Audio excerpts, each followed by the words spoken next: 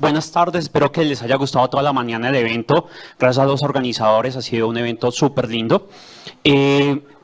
Cuando hicimos esta charla, cuando empezamos a sacar esta charla, una persona me escribió y me dijo, hey, el título es muy agresivo, ¿cómo así que eso sí que sí funciona? Y creo que buscamos eso, que sea un poco agresivo, porque a veces nos encontramos con problemas del día al día y que realmente son importantes. Mi nombre es Gustavo Angulo, como lo dijo Nicole, muchas gracias. Y me acompaña Bot, yo le digo Bot, ya lo conozco como Bot. Yo soy CTO en Nubidots. Yo lo conozco como Wocas. Como Wocas. Entonces ahí me pueden buscar a mí, ahí lo pueden buscar a él también. Espero que hoy no voy a dar mucho técnico, la parte técnica la va a hablar Bot. Dentro de la parte técnica que tenemos, acá voy a estar más hablando desde la parte de producto, de qué era lo que necesitaba Ubidots. Ubidots, para los que no conocen, es una plataforma IoT de Internet de las Cosas. Nosotros recolectamos aproximadamente 200 millones de datos. Eso nos da más o menos 6 billones de datos, 6.000 millones de datos al mes recolectamos. Tenemos 7 despliegues a nivel mundial. Australia, Canadá, UK, Estados Unidos, son más o menos 200 instancias que se mantienen y el equipo realmente de DevOps somos 3 personas y todo funciona bien, todos dormimos, nada se estresa. Anoche me tocó levantarme a las 3 de la mañana porque unas alertas, eso también pasa. Pero eso es lo que significa. Entonces, Ubidots, piensen que es una plataforma de Internet de las Cosas que recolecta información de sensores. Usted tiene un sensor de temperatura, humedad, usted lo puede enviar a Ubidots, hay unas cuentas free, las pueden utilizar, y nosotros recolectamos información y las visualizamos en dashboards, eventos, se mandan más o menos 1 millón de eventos. Y dentro de uno de los servicios que ofrece Ubidots es un subservicio que es serverless, que se llama UbiFunctions. Este UbiFunctions es un wrapper básicamente de Amazon Lambda en este momento. ¿Cómo funciona esto? Surgió porque los dispositivos envían datos de forma rara. ¿Sí? Esa es la verdad. Acá hay un desarrollador que en un fin de semana hicimos este servicio. O sea, realmente uno de los desarrolladores en ese momento está por ahí sentado con ustedes. Y en un fin de semana hicimos todo salió, backend, front, todo, y la primera versión que sacó de esto, y esa versión estaba en IBM Functions. ¿Qué es? Entonces, los usuarios escriben su código allá, y acá uno escoge como el método que uno quiere, si es get, post, put, patch, delete, y adicionalmente escoge el entorno de ejecución, hay Python y hay Node, Python 3.11, Python 3.12, con las librerías, el token que uno quiere utilizar, variables de entorno, el tiempo de ejecución máxima son 7 segundos a 10 segundos hasta 60 segundos. Tenemos functions que se demoran hasta 3 minutos de ejecución a 10 minutos. Si es una ejecución periódica se pueden programar y adicionalmente eso son functions sin procesar para poder devolver imágenes. Los usuarios pueden devolver una imagen o un archivo, generar un reporte y ofrecerlo por PDF. Entonces, ¿esto qué es? Eso es un wrapper de Amazon Lambda que construye dentro de nosotros y nosotros desplegamos los functions. Entonces, todo esto que está por acá son servicios o cosas que nosotros tenemos que activar bajo demanda. Entonces, cada usuario, ustedes entran a la plataforma, le dicen, yo quiero que este function tenga soporte para CORS, y yo lo puedo llamar dentro de un dashboard y consumirlo en JavaScript para ejecutar algo dentro de nosotros. ¿Cuántos lambdas se despliegan? Ahorita les voy a mostrar un poquitico como de eso. Entonces, ¿qué pasa?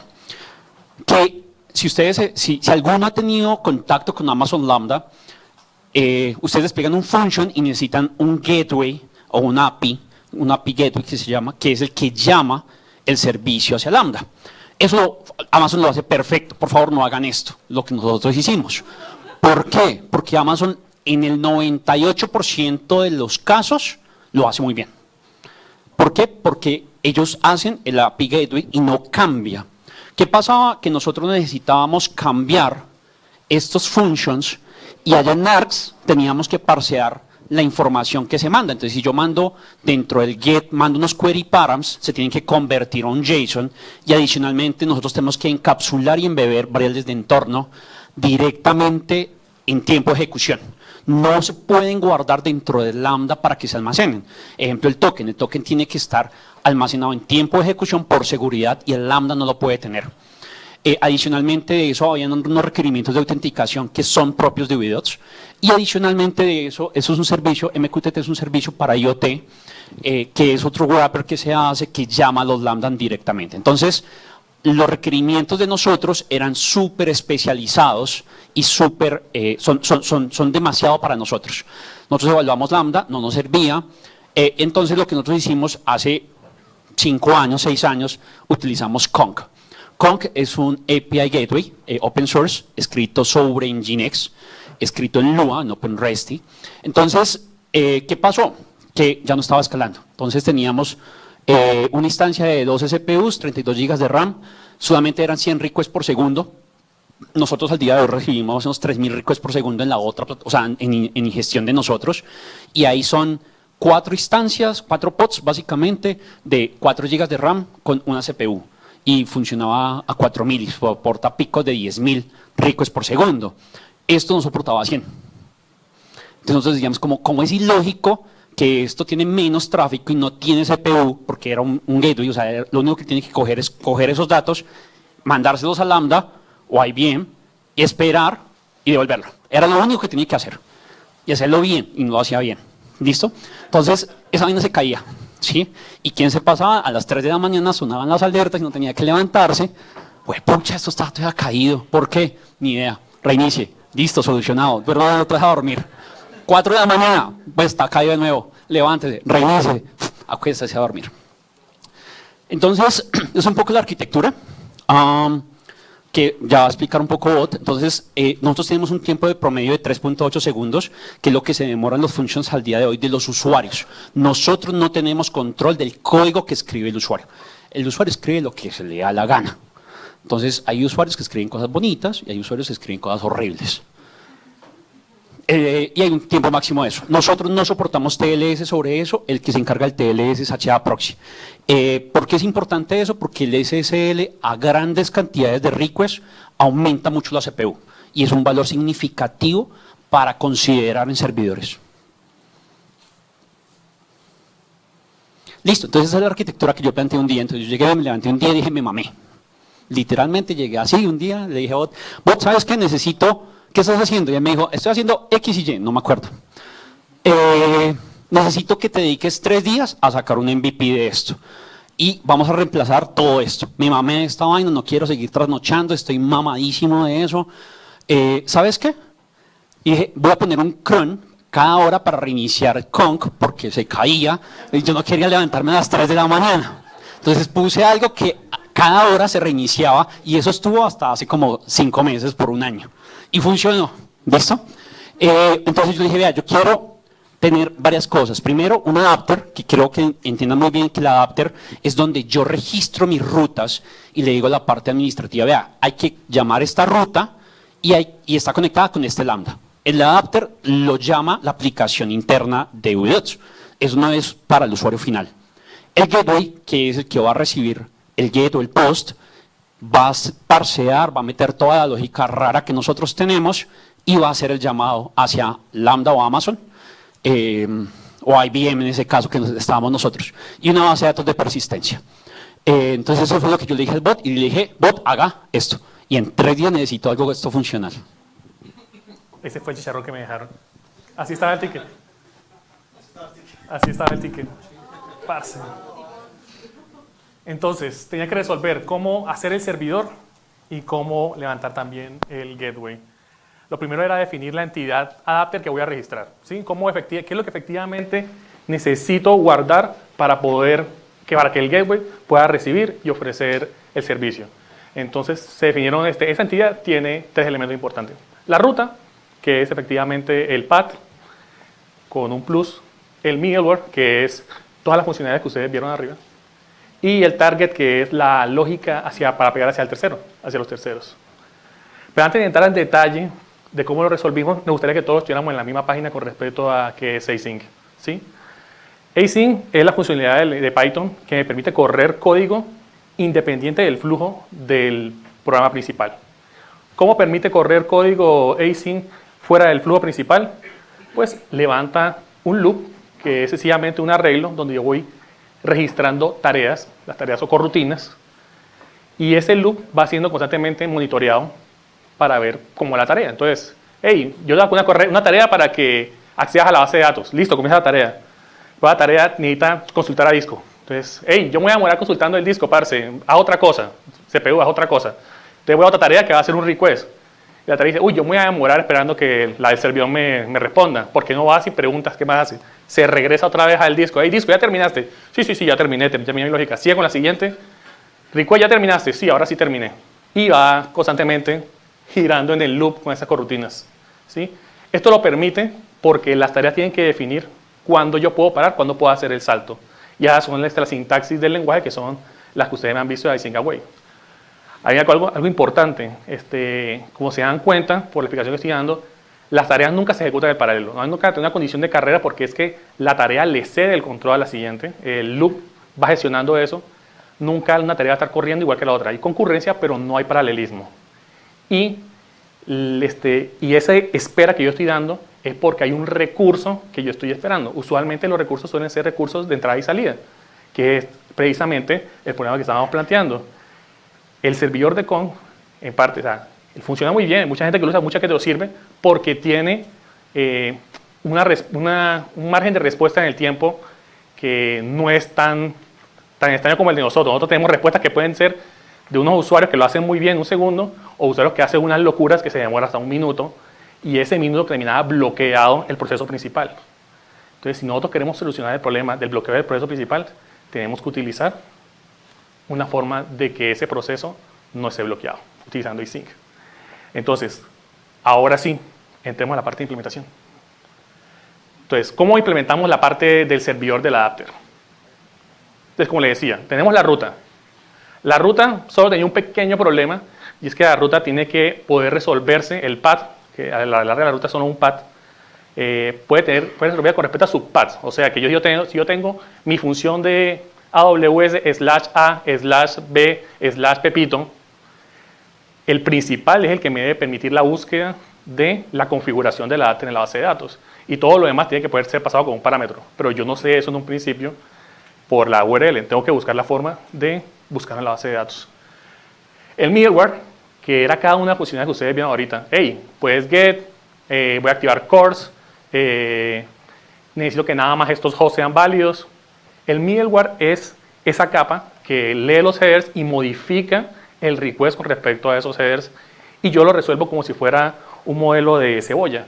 Hay varios middlewares y yo voy respondiendo uno por uno hasta que llego a la lógica de la respuesta, que es el target. El target es una lógica de respuesta dependiendo de cada uno de los T-Party que voy a utilizar. En este momento estamos utilizando AWS, pero cuando el proyecto comenzó estábamos hablando en IBM. Entonces, incluso tuvimos que hacer la firma para ambos y es pues genérica. Entonces, el servidor del adapter, sencillo, eso ya lo tiene resuelto Fast API, parce, no busquen más. El servidor del adapter es un CRUD que me va a guardar esa instancia adapter con su ruta, con su middleware y con su target. ¿Sí? FastAPI me lo resuelve, o sea, ya me lo deja documentado, me lo deja con el tipado, yo aquí lo puedo utilizar. Pero ¿cómo llego acá? Es lo bonito. Si por favor regresamos.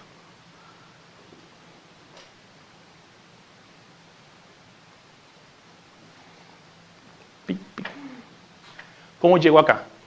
Entonces, este código es bonito porque este código me resuelve 4 problemas con una misma sintaxis, y la sintaxis es propia de Python. Utilizando el tipado de Python, yo puedo resolver el problema de cómo soluciono la serialización, cómo genero un acceso a la base de datos con ORM, cómo resuelvo la documentación y cómo cargo las clases que yo necesito para cada middleware o para cada target.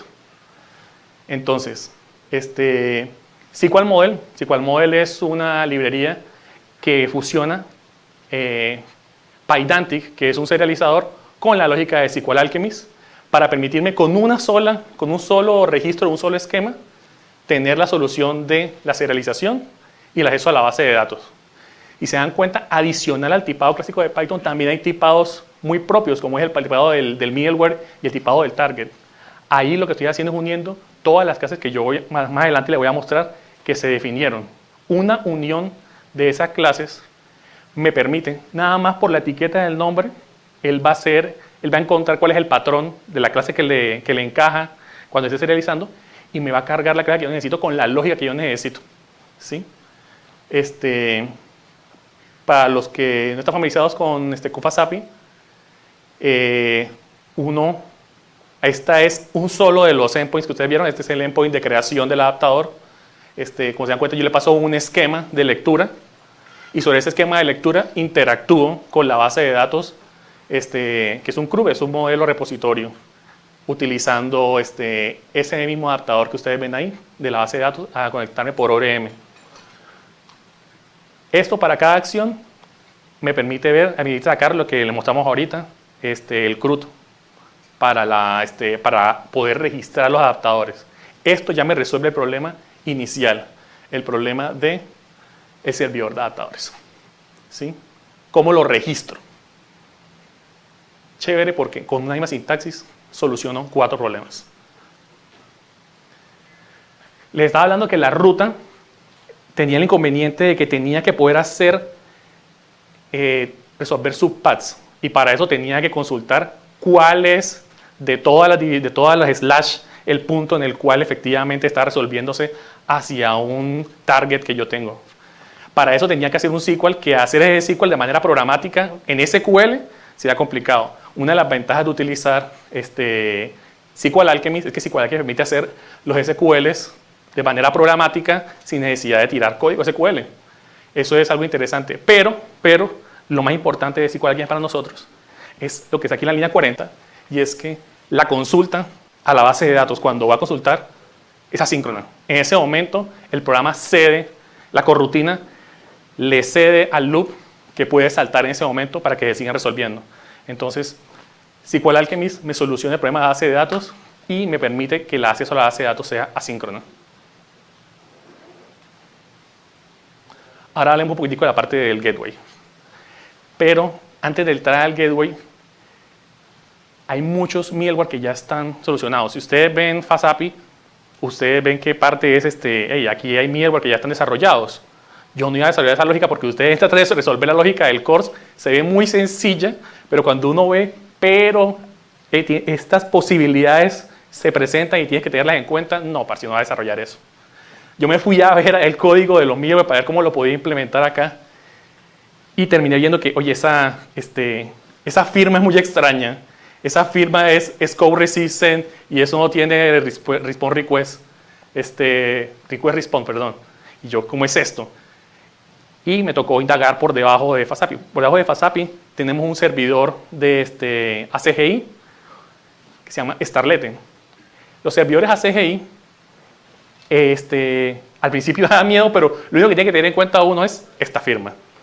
Una firma que lo que tiene es un scope, que es un diccionario, un receiver, que es una corrutina, y un send, que también es una corrutina, es una waitable, ambos son una waitable.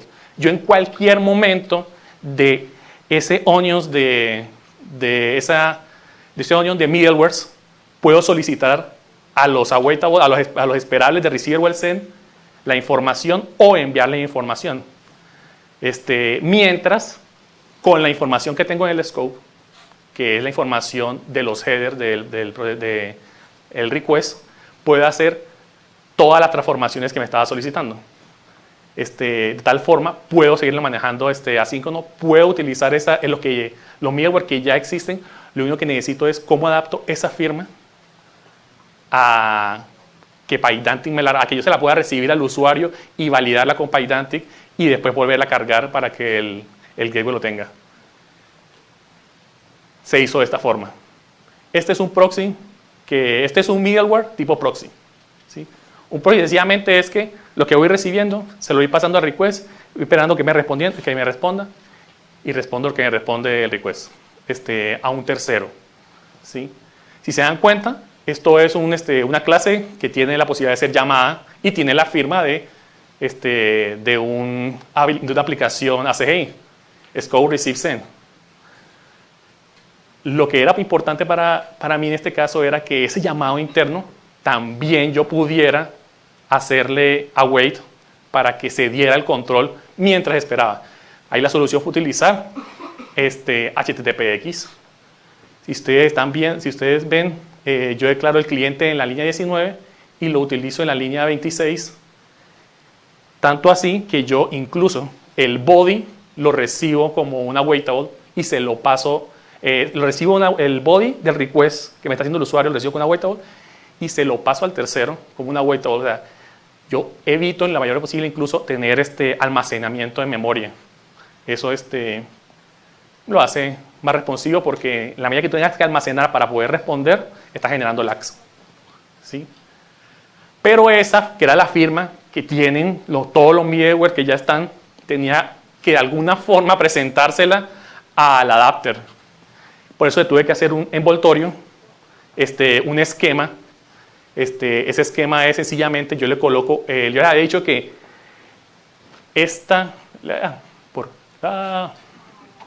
¿qué pasó? Bueno, yo les había dicho que PyDante me permitía con un solo tipo, un tipado custom, que era la unión de varios tipados, resolver múltiples. Gracias a que yo le coloco que el type es un string fijo. Todos mis clases tienen un string fijo y por lo tanto, cuando ingresan, solo va a poderse ajustar a esa clase. Entonces así me evito tener que colocar if para solucionar cuál es el problema. Él me encuentra cuál es el patrón que se ajusta y me carga la clase que yo necesito con la lógica que yo necesito automáticamente. Y por otro lado, pasamos ya para terminar en la parte de la implementación a cómo funciona un target. Un target sí es más conocido, un target es un response que recibe una clase que me tiene que calcular el response, que me recibe un request y me tiene que retornar un objeto request, tal cual como lo conocemos en FastAPI. Yo coloco la lógica, esta lógica es también un proxy, pero en el target, no a nivel de middleware. También lo respondo con HTTPX, es muy parecido. La firma es relativamente diferente, pero esta presentación es la que también me permite conectarme el serializador con la carga en el gateway. Como para resumir, la cosa quedó de esta forma. En el adapter, resuelvo mi CRUD, mis endpoints, mi res, con FastAPI. Los gateway son una cebolla de middlewares, donde el primer middleware me va a cargar el adaptador de la base de datos, utilizando las facultades de Pydantic para cargarme los adaptadores que están con el nombre adecuado, con la lógica adecuada. Todo utilizando una conexión de una persistencia a base de datos, utilizando SQL Alchemy, las capacidades de SQL Alchemy de async. Y de momento, como solo hemos interactuado con request HTTP, estamos llenando HTTPX que nos da la capacidad de hacer esos requests de manera async. ¿Cómo funciona esto? Pues levanto los dos servidores, en uno hago el registro, como se dan cuenta, lo único que tengo que colocar es el tag adecuado, en la línea 8, el tag AWS Lambda, él lo va a guardar y ya con ese path que guarde allá, puedo hacer las solicitudes al servidor gateway.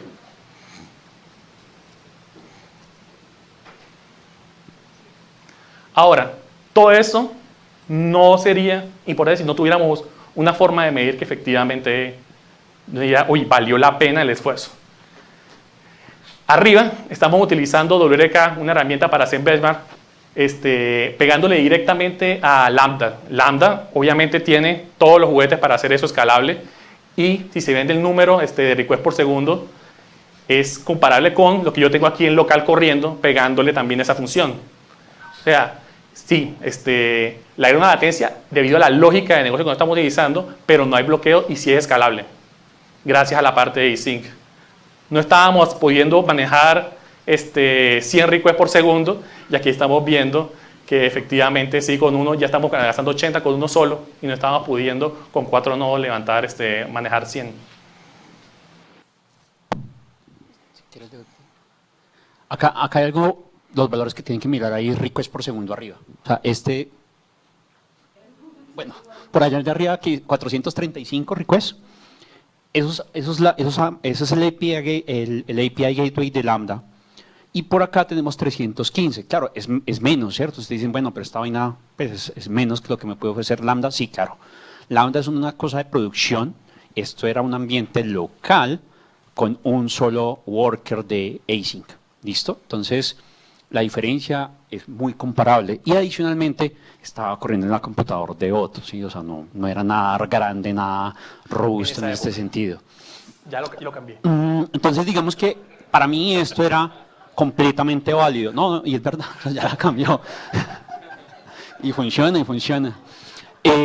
Entonces, ¿qué es importante acá? ¿O qué era lo que queríamos ver muy importante? Los middlewares, cada middleware que ustedes ven, o lo que hablaba Bot, que es como pues, capas dentro de ese, como esa cebolla que uno menciona, es cada una de las funcionalidades que necesitábamos nosotros poner. Entonces, cuando, digamos que a nivel funcional V2 necesita cada uno de estas cosas, cada uno de ellos, autenticación, un raw function, un course, el environment, cada uno son capas que se le van agregando. Cuando el usuario activa o desactiva, literalmente el adapter se le crea y le dice, voy a quitar este middleware o le pongo este middleware también. Y eso también nos da la facilidad a nosotros para agregar autenticaciones propias de nosotros. Entonces, una autenticación propia de nosotros simplemente es decir, yo quiero ahora que tenga un JWT, yo quiero ahora que tenga un Basic Authentication, yo quiero que tenga un parseo diferente, yo quiero que esto que es tipo base 64 la podemos capturar, ponerla en S3 en logs y luego lo puedo ver en otro lado. Entonces, yo puedo tener middlewares de cualquier cosa, yo puedo crear un middleware para logs y perfecto. Y simplemente se activa y se desactiva según el usuario.